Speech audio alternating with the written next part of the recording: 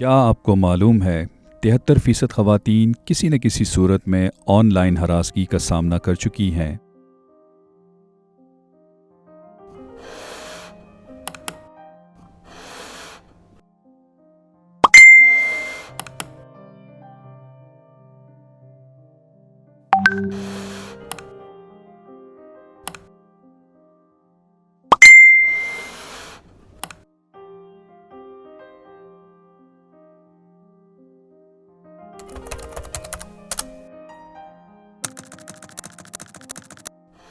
बहुत सी ख़वातीन ऐसे पैगामात को बदनामी के डर से नज़रअंदाज कर देती हैं।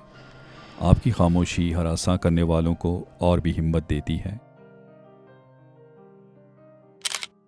ऑनलाइन हरासगी रिपोर्ट करने के लिए FIA की वेबसाइट complaint.fia.gov.pk पर अपनी शिकायत दर्ज करवाएं या helpdesk@nr3c.gov.pk पर ईमेल करें। तो आप भी हिम्मत बढ़ाएं और बदलें रवैया।